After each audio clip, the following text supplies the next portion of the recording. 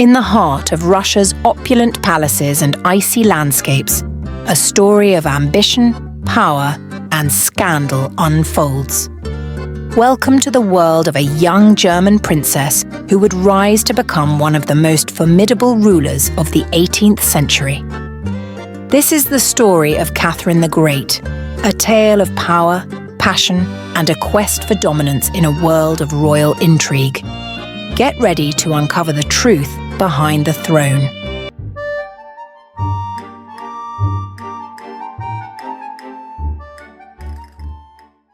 Catherine the Great, once Princess Sophie of Anhalt-Zerbst, embarked on a journey that would dramatically alter the course of Russian history. Born on April 21, 1729, in the city of Stettin, Prussia, she entered a world poised at the crossroads of cultural shifts and political ambitions. Her father, Prince Christian August of Anhalt-Zerbst, and her mother, Princess Johanna Elisabeth of Holstein-Gottorp, ensured that Sophie's upbringing, though modest by royal standards, was grounded in the rigorous educational expectations of German nobility. Under the watchful eye of her governess, Babette Cardell, Sophie was imbued with a curriculum that included French, German, religion, history, and music. These studies were not merely academic, they were the building blocks of her formidable personality, which blended intellectual curiosity with a strategic mind. Her education, rich in literature and the arts, nurtured a passion for learning that became a lifelong pursuit. In 1744, at the tender age of 15, Sophie was brought to the majestic, snow-covered courts of Russia, chosen to wed the future emperor, Peter III. This match was orchestrated by the then-reigning Empress Elizabeth of Russia, who saw in Sophie the potential for a great ruler. Upon her arrival, Sophie converted to Russian Orthodoxy, taking the name Catherine as a symbol of her new identity, a poignant moment marking her complete embrace of her adopted country. The marriage, however, quickly proved to be challenging. Peter's eccentric behaviour and lack of interest in Catherine created a union devoid of warmth and mutual respect. Despite these difficulties, the marriage produced 2 children, Paul and Anna. Tragically, Anna's life was brief, and her death cast a shadow of sorrow on Catherine. Meanwhile, Paul, her surviving son, became central to Catherine's life, both as a mother and as a ruler preparing her heir for the complexities of the Russian throne. Paul grew up in the vast shadow of his mother's formidable presence. From a young age, he was acutely aware of the delicate balance of power that his mother navigated. Catherine, keen on grooming Paul as a capable successor, involved him in governance and political strategy from an early age. However, their relationship was strained by Catherine's overwhelming influence and the high expectations she set for him. As Catherine navigated the intricacies of the Russian court, her charm and intelligence won her many allies and admirers. She ascended quickly through the ranks of nobility, her evenings filled with the glow of opulent balls and the intrigue of clandestine meetings. Each interaction was a step in the intricate dance of power she performed so skillfully, each alliance a thread in the web she wove to secure her position. It was during one of these shadowy corridors of power that Catherine met Grigory Orlov, a man of considerable charm and ambition, who brought with him not only a passionate love, but a strategic mind akin to Catherine's. Along with his brothers, known for their influence and military prowess, they formed the nucleus of a conspiracy that would lead to Peter III's overthrow and Catherine's ascension to the throne. The planning of the coup required discretion, courage, and an unshakable alliance.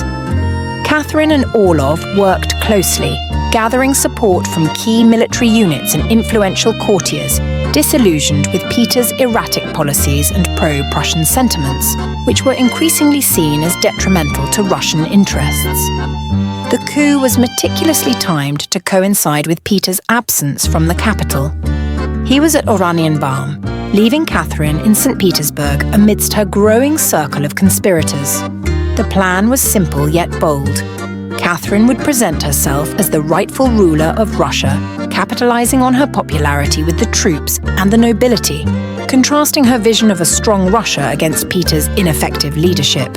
On the morning of June 28, 1762, Catherine made her move. Dressed in the uniform of a Russian army officer, she rode to the Ismailovsky regiment, where she delivered a rousing speech that underscored her commitment to the Russian Empire and its Orthodox faith.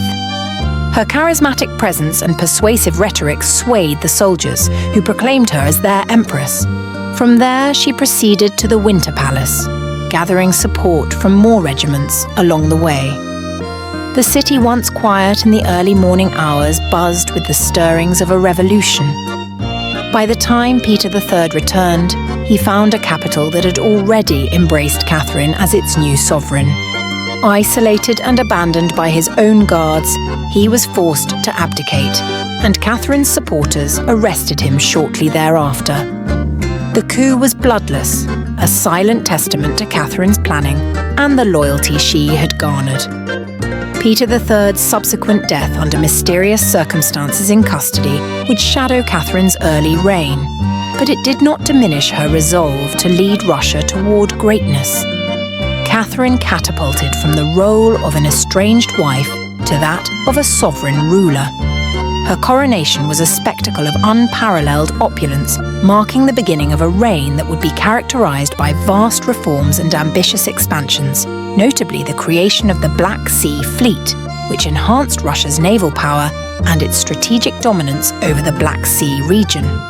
Yet, as Catherine's star rose, her relationship with Paul became increasingly complicated.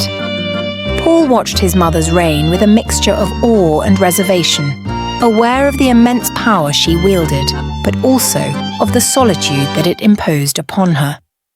His feelings were a complex blend of pride and apprehension, knowing that his legacy was tied to the whims and victories of his mother's formidable agenda.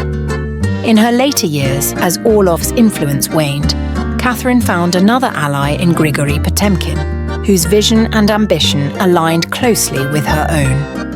Rumours of a secret marriage between them abounded, suggesting a union that transcended conventional boundaries, their whispered vows believed to bind them in a pact of both love and power. Catherine spent her twilight years ensconced in her lavishly adorned study, reflecting on the empire she had built with a mix of ruthlessness and wisdom.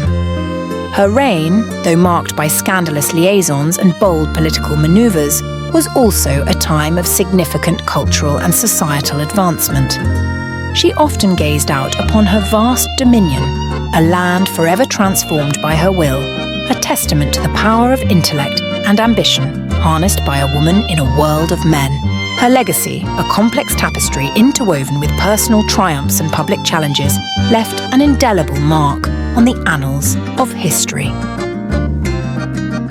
Catherine the Great was not just a ruler. She was a woman who reshaped her destiny and the fate of a nation with unparalleled audacity.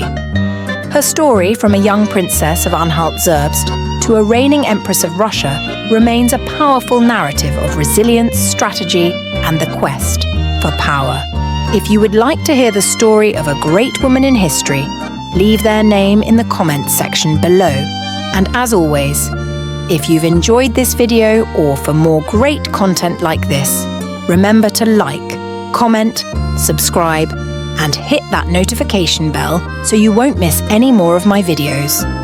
As always, beautiful people, thank you for watching and hope to see you in the next one.